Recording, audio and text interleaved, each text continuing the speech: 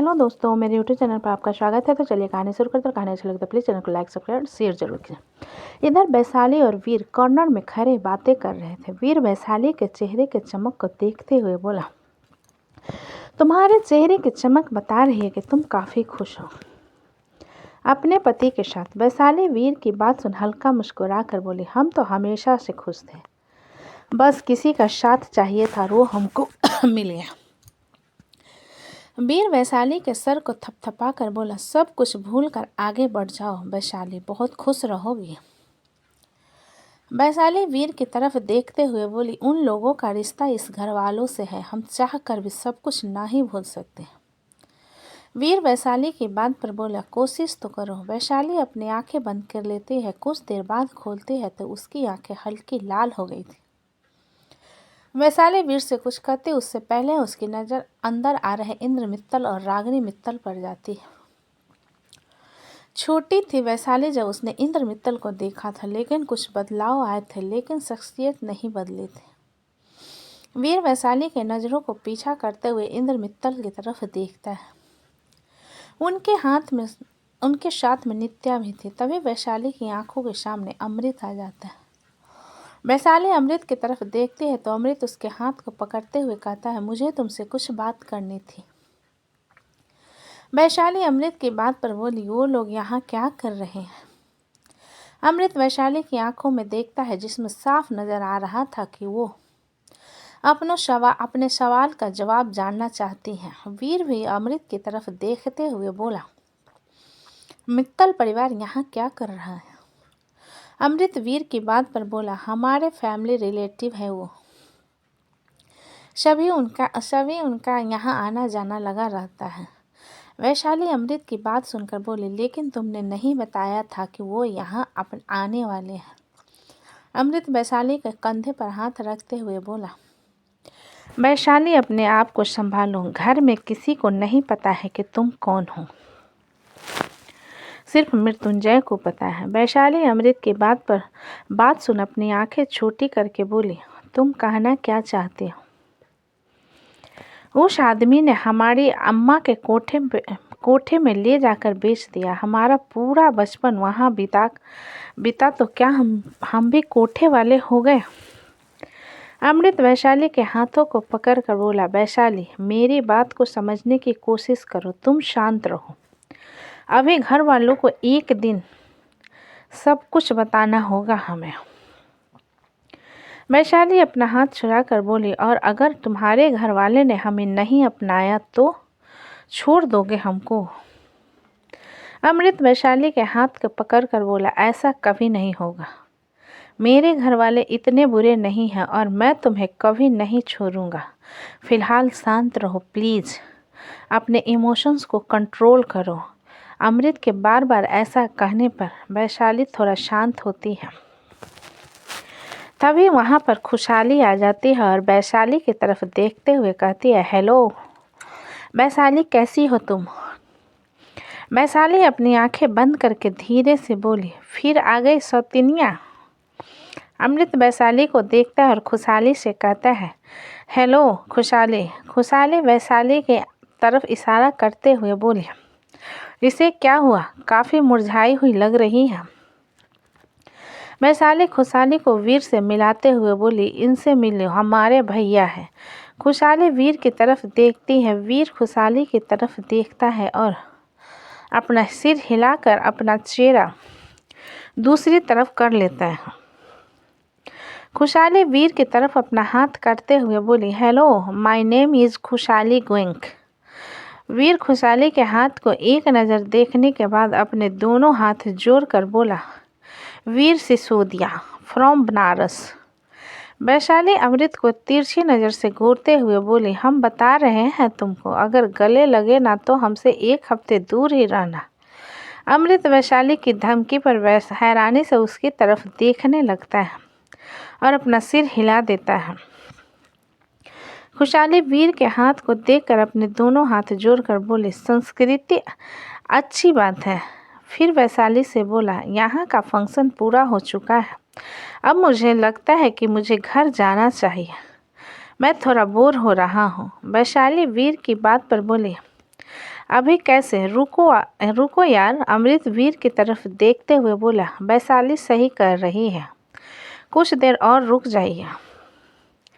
वीर कुछ कहता उससे पहले ही माइक में विकल्प सब की तरफ देखते हुए बोला, सगाई तो हो चुकी है लेकिन काफ़ी रूखा सूखा लग रहा है। विकल्प की बात पर सभी लोग एग्री करते हैं। विकल्प सुधांशु की तरफ देखता है जो कि बैठा हुआ था, इसलिए विकल्प सुधांशु के पास जाकर कहता है, कुछ अच्छा सा गाना सुना दो यार, सुना है तुम मल्टी टैलेंटेड हो। सुधांशु विकल्प की बात पर उसकी तरफ देखते हुए बोला, सॉरी मुझे सिंगिंग नहीं आती। रिया सुधांशु के पास आकर बोली, इतना भी झूठ मत बोलो सिद्धू, हमने देखा है तुम अकेले में कोई सॉन्ग गुनगुनाते रहते हो, सुना दो यार। विप्लव भी सुधांशु के पास आकर बोला, रिया बिल्कुल सही कह रही है, मोटी कभी कभी तो अच्छी बातें करती है, सुना देना। अदिति भी सुधांशु की तरफ देखते हुए बोली, सिद्धू मेरे लिए प्लीज़ एक गाना सुना दो। शोभित अदिति के हाथ को पकड़कर बोला, मैंने तुमसे कहा था ना, भैया है तुम्हारा। अदिति शोभित की बात पर मुंह बनाती है और सब लोगों के बार बार अप्रोच करने पर सुधांशु महक की तरफ देखने लगता है। मृत्युंजय सुधांशु के नज़र को महक पर महसूस करके महक से बोला, तुम्हारा चिपकू भाई तुमसे परमिशन मांग रहा है, दे दो वरना सबका दिल तोड़ देगा। महक मृत्युंजय को घूर कर बोले, आपको दिक्कत क्या है मेरे भाई से? मृत्युंजय महक को देखते हुए बोला, मुझे तुम्हारे भाई से कोई दिक्कत नहीं है, लेकिन तुम दोनों कुछ ज़्यादा ही क्लोज हो जिससे मुझे गुस्सा आता है। महक एक गहरी सांस लेकर मृत्युंजय को इग्नोर कर सुधांशु से बोली, सुधांशु सभी लोग कह रहे हैं कोई अच्छा सा गाना गा दो। सुधांशु महक के बात पर मेन हॉल में आता है। विकल्प उसे माइक ला कर दे देता है। नित्या बड़े गौर से सुधांशु की तरफ देखने लगती है। सभी लोग सिर्फ सुधांशु को ही देखने लगते हैं। सुधांशु अपनी आंखें बंद कर एक गहरी सांस लेता है और गाना शुरू करता है। कहानी सुनो जुबानी सुनो, हाँ मुझे प्यार हुआ था इकरार हुआ था। सुधांशु के इस लाइन को गाते ही मीरा उसकी तरफ देखने लगती है। मीरा के जहाँ में सुधांशु और उसके कॉलेज टाइम के सीन आने लगते हैं, जब सुधांशु अक्सर मीरा के साथ घूमते हुए उसे गाने को गाया करता था। कशिश मीरा के चेहरे के एक्सप्रेशन को देखने लगता है, जो कि थे तो बिल्कुल अच्छे नहीं। सुधांशु अपनी आंखें खोलकर हल्की मुस्कान के साथ फिर से गाना शुरू करता है। कहानी सुनो जुबानी सुनो, हाँ मुझे प्यार हुआ था इकरार हुआ था, मुझे प्यार हुआ था इकरार हुआ था। सुधांशु मुस्कुराते हुए महक के पास जाकर उसके आगे पीछे घूमते हुए बोला, दीवाना हुआ मस्ताना हुआ, तेरे चाहत में कितना फसाना हुआ, तेरे आने की खुशबू तेरे जाने की मंजर, तुझे मिलना पड़ेगा। अब जमाना हुआ सदाएं सुनो, हाँ जफाएं सुनो, मुझे प्यार हुआ था इकरार हुआ था, मुझे प्यार हुआ था इकरार हुआ था। सुधांशु शोभित के पास जाकर उसके हाथ को पकड़ अदिति के हाथ में रखते हुए बोला, तमन्ना हमें दुल्हन बनाए, तेरे हाथों में मेहंदी अपने नाम के सजाए, तेरे लेले बुलाए तेरे सदके उतारे हैं, तमन्ना हमें तुम्हें अपना बनाए। आदित्य मुस्कुराते हुए शोभित की तरफ देखती है, लेकिन बाकी सबकी नज़र सुधांशु के चेहरे पर थी, जिसमें कोई इमोशंस तो नहीं था, लेकिन उसकी आंखें बहुत बोल रही थी।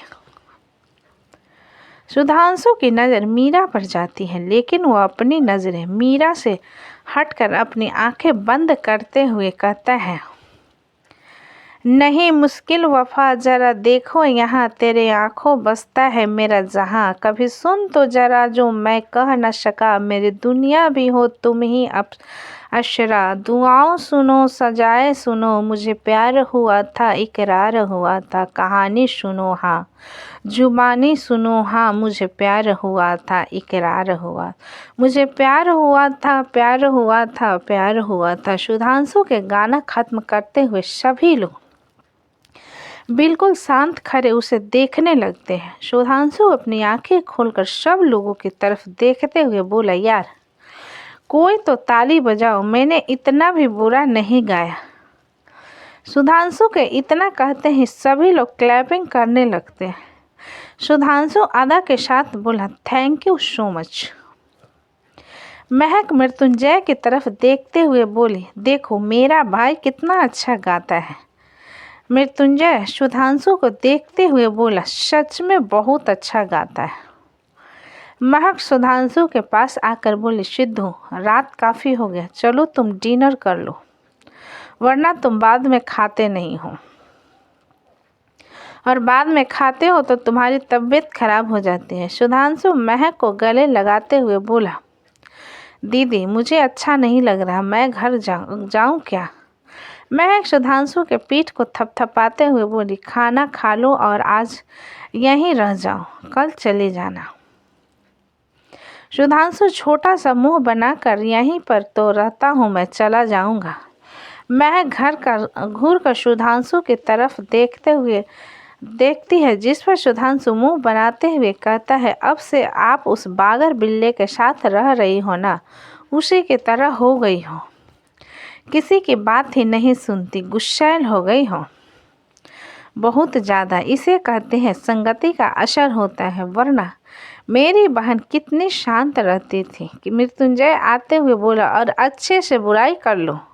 सुधांशु कुछ कहता उससे पहले ही चिराग वहां जाकर सुधांशु से बोला, तुम दोनों भाई बहन का कॉम्बिनेशन काफ़ी अच्छा है। महक डांस काफ़ी अच्छा करती है और तुम गाते काफ़ी अच्छा हो। मृत्युंजय पलटकर चिराग की तरफ देखते हुए बोला, मिस्टर चौहान मेरी नज़र ही आप पर नहीं गई थी। चिराग मृत्युंजय की बात पर बोला, इसमें मेरी कोई गलती नहीं है मिस्टर सारंग। मृत्युंजय अपना सिर हिलाते हुए बोला, वैसे फंक्शन तो हो चुका है, खाना खाया फिर नहीं? चिराग अपनी एक आईब्रो ऊपर करके बोला, अगर नहीं खाया रहूँगा तो क्या आप अपने हाथ से खिलाओगे? मृत्युंजय अपनी मुट्ठी मजबूती से बंद कर महक से बोला, मैं ज़रा तुम्हारे टीचर से बात कर लेता हूँ, तुम अपने भाई को खाना खिलाने ले जाओ। सुधांशु मृत्युंजय की बात पर बोला, मैं कोई छोटा बच्चा नहीं हूँ। मृत्युंजय अपनी आंखें छोटी करके सुधांशु को घूरता है, जिस पर सुधांशु मुंह बनाते हुए महक के साथ चला जाता है। उन लोगों के जाने के बाद मृत्युंजय चिराग को बड़ी बुरी तरीके से घूरते हुए बोला, मुझे अच्छे से पता है चिराग चौहान, पिछले 5 महीने से तुम मेरी वाइफ के पीछे स्पाई लगाकर उसके बारे में पता लगा रहे हो। चिराग मृत्युंजय की आंखों में देखते हुए बोला, हम दोनों के बीच में तुम आए हो। मृत्युंजय अपने दांत पीस कर बोला, एक तरफा प्यार में तुम पागल हो, तो तुम बताओ बीच में कौन आया है? मुझे लव ट्रायंगल बिल्कुल नहीं पसंद, इसलिए बेहतर होगा हम दोनों के बीच में आकर तमाशा करना बंद करो। चिराग तिरछी मुस्कान के साथ बोला, समय का खेल है मृत्युंजय सारंग, क्या पता आज तुम्हारी कल हमारी। मृत्युंजय हल्का चिराग के पास और उसके कान में बोला, क्या पता सारी खेल ही मैं पलट कर तुम्हें ख़त्म कर दूं। मृत्युंजय के ये कहने पर कि सारा खेल खत्म करते हुए कहीं मृत्युंजय चिराग को ही खत्म न कर दे। चिराग उसकी तरफ देखने लगता है। मृत्युंजय चिराग से दूर होकर स्मरिक के साथ बोला, अगर मैं अपनी बीवी के लिए अपने कजिन भाई की जान ले सकता हूँ तो सोचो, तुम तो मेरे कुछ नहीं लगते, तुम्हें कौन सी मौत दूंगा। चिराग को अपनी रीढ़ की हड्डी पर ठंडक महसूस होती है। मृत्युंजय तिरछी मुस्कान के साथ आगे कहता है, मुझे लड़ाई झगड़े नहीं पसंद, लेकिन लड़ाई खुद मेरी ज़िंदगी में आ जाते हैं क्योंकि मैं उन्हें बहुत पसंद हूँ, इसलिए मैं उन्हें इग्नोर नहीं कर सकता। चिराग अपनी मुट्ठी मजबूती से भींचकर मृत्युंजय से बोला, ये तो वक्त का खेल है ना। मृत्युंजय हल्का हंसकर बोला, तुम कब से अब यही रट लगाए जा रहे हो। अगर मैं तुम्हें ख़त्म कर दूं तो वक्त अपना खेल कहाँ से खेलेगा। इसलिए अपने दिल को और अपने पैरों को मेरी बीवी से ज़रा दूर रखना। Otherwise I don't threaten, I take direct action. तभी वहाँ पर महक आ जाती है। मृत्युंजय का पूरा एटीट्यूड बदल जाता है और मुस्कुराते हुए महक से कहता है, तुम्हारे भाई का हो गया खाना जो तुम यहाँ पर अपने दर्शन देने चली आई। महक मृत्युंजय की तरफ देखते हुए बोली, आप कुछ ज़्यादा ही बात ही नहीं कर रहे हो। आजकल फंक्शन लगभग हो चुकी है, सभी लोग डिनर पर चल रहे हैं, आपको नहीं जाना है क्या। मृत्युंजय अपना सिर हिलाते हुए बोला, हाँ मुझे भी भूख लगी है। फिर चिराग की तरफ देखते हुए बोला, मिस्टर चौहान, आपसे बात करके बहुत अच्छा लगा, चलिए डिनर के लिए चलते हैं। महक भी चिराग की तरफ देखते हुए बोली, हाँ टीचर, चलिए डिनर के लिए। चिराग महक की बात सुन अपना सिर हिलाता है और तीनों डाइनिंग की तरफ चले जाते हैं। इधर नैना पहले ही अपने डिनर पर लग चुकी थी। वो एक जगह बैठकर अपना डिनर मज़े के साथ कर रहे थे। तभी पीछे से डेविड आते हुए बोला, टेस्ट कैसा है। नैना ज़्यादा डेविड पर ध्यान दिए बगैर बोली, हम यम अच्छा है। डेविड नैना के सामने आकर बोला, तो मुझे भी अपने हाथ से खिला दो। नैना अपनी नज़रें उठाकर डेविड की तरफ देखती है तो उसकी निगाहें कुछ पल के लिए डेविड पर रुक जाती है। डेविड खुद को ये घूरता हुआ पाकर बोला, हाँ मुझे पता है कि मैं खूबसूरत है, लेकिन बेशर्म की तरह एक गैर मर्द को देखना तुम जैसी सुंदर लड़की को शोभा नहीं देता। नैना डेविड की बात सुनकर होश में आती है और उसे इग्नोर करके फिर से अपना डिनर करने लगती है। खुद को इग्नोर होता हुआ देखकर डेविड नैना के सामने बैठते हुए बोला, तुम इस तरीके से खूबसूरत लड़के को इग्नोर नहीं कर सकती। नैना इरिटेट होकर बोली, 10 किलो का मेकअप चढ़ाकर मेरे सामने आए हो और कहते हो कि खूबसूरत हो, शर्म नहीं आती।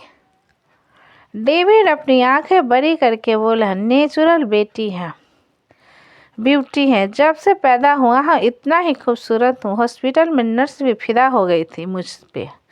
नैना अपना सिर हिलाते हुए बोली, तो जाकर नर्स के साथ फ्लर्ट करो, मेरे पास आकर मेरा दिमाग क्यों खराब कर रहे हो। डेविड नैना के खाने की तरफ इशारा करते हुए बोला, मैंने कहा कि मैं भूख से त्रस्त हो चुका हूँ, थोड़ा सा अपने हाथ से भोजन दान करके थोड़ी सी सुख समृद्धि हासिल कर लो। नैना कैटरिंग की तरफ इशारा करते हुए बोली, इतने सारे खाने भर भर कर पड़े हैं, जाकर प्लेट उठाओ, खाना डालो और जाकर खाओ, मेरे खाने पर मुंह क्यों मार रहे हो। डेविड अपनी आंखें छोटी करके बोला, बड़ी बदतमीज लड़की हो। यहाँ एक खूबसूरत सा लड़का तुमसे बात करने के लिए तड़प रहा है और तुम हो कि भाव खा रही हो। नैना अपने रिंग फिंगर की तरफ इशारा करते हुए बोली, और मैं इस खूबसूरत लड़के से बात करने में ज़रा से भी दिलचस्पी नहीं रखती, क्योंकि मैं पहले से ही इंगेज हूँ। डेविड तिरछी नज़र से नैना के रिंग फिंगर को देखकर मुंह बनाकर बोला, श्राप है मेरा, 1 महीने में तुम्हारी सगाई टूट जाएगी। इतना कहकर डेविड उठकर दूसरी तरफ चला जाता है। नैना अपनी आंखें बड़ी करके जाते हुए डेविड को देखकर गुस्से से बोली, इस गधे की हिम्मत कैसे हुई ऐसी घटिया बात करने की। अगर ऐसा कुछ हुआ ना तो मैं उसकी जान ले लूँगी। इतना कहते हुए नैना अपना डिनर गुस्से में करने लगती है। इधर सारंग फैमिली और मित्तल फैमिली के लिए टेबल साथ में अरेंज किया गया था, जहाँ पर सभी लोग आकर बैठे हुए थे। अदिति हमेशा की तरह खाने पर ज़्यादा ध्यान दे रही थी, उसे किसी की नहीं पड़ी थी। शोभित समय समय पर उसके होठों पर लगे सब्जी के मसाले को नैपकिन से साफ कर रहा था। तभी मृत्युंजय माइक लेकर सब लोगों की तरफ देखते हुए बोला, आज मेरे भाई की सगाई हो गई, लेकिन मैंने अभी तक उन्हें कोई तोहफा नहीं दिया। हाँ, वो जो चाहे वो मांग सकते हैं मुझसे, लेकिन जब अदिति हमारी ज़िंदगी में आई थी तब उसने मुझसे कहा था कि मैं उसकी खुशियों से वापस कर दूं। एक माँ के प्यार की जगह दुनिया का और कोई दूसरा प्यार नहीं ले सकता। इस बात से हर कोई रूबरू है।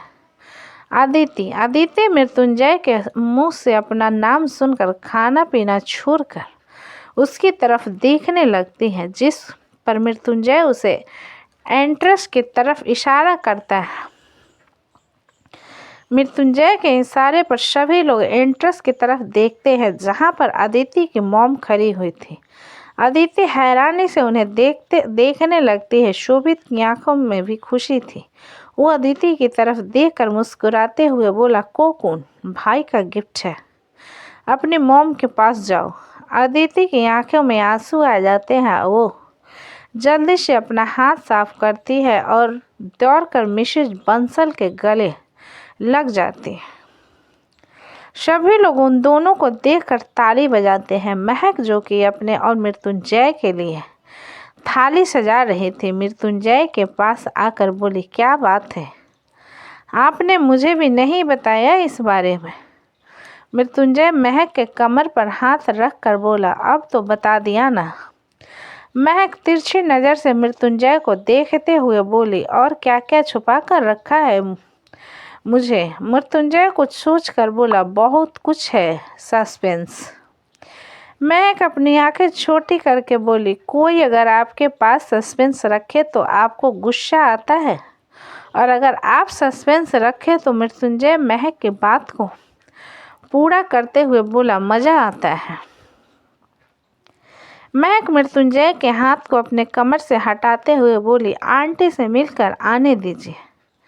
मृत्युंजय महक के हाथ को पकड़कर बोला, किसी और के लिए खुद को नहीं छोड़ने दूंगा।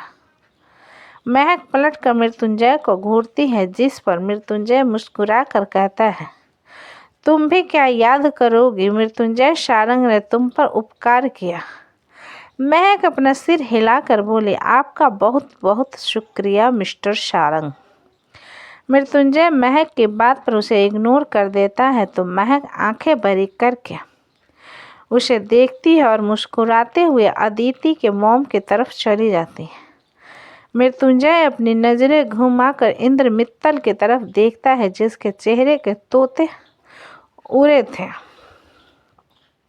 अदिति के मॉम को देखकर मृत्युंजय होठों पर एक शैतानी मुस्कान आ जाती है। इधर अदिति अपनी मॉम से शिकायत करते हुए बोली, आप कहाँ चली गई थी, आपको कितना ढूंढा मैंने, पता है पूरे 3 दिन तक भूखे से मर रही थी मैं। आपने कहा था पापा के पास जाना है, लेकिन पापा तो हमें छोड़कर चले गए ना।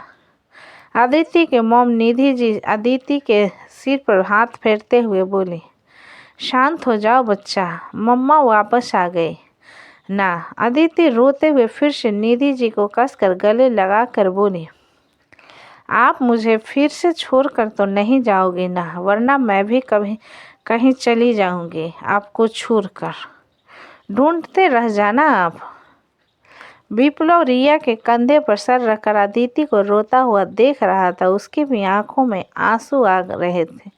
रिया विप्लव के सिर को थपथपाते हुए बोली, बापी तुम क्यों रो रहे हो, देखो बन्नी को उसकी मॉम मिल गई ना। विप्लव रिया के दुपट्टे में अपने आंसू अपनी नाक को साफ करते हुए बोला, बन्नी हमें छोड़कर तो नहीं चली जाएगी ना। रिया विप्लव के हाथ से अपना दुपट्टा छीनते हुए गुस्से से बोली, गद्दा, नाक साफ करना है तो नैपकिन यूज करो ना, मेरा दुपट्टा क्यों गंदा कर रहा है। विप्लव नाराजगी से बोला, खुदगर्ज औरत, अपने बेस्ट फ्रेंड के लिए तुम इतना नहीं कर सकती। तो दोस्तों कहानी कैसी लगी मुझे कमेंट में लिखें। अच्छी लगी हो तो प्लीज़ चैनल को लाइक करें, सब्सक्राइब करें और ज़्यादा से ज़्यादा शेयर करें। कहानी को पूरा सुनने के लिए धन्यवाद।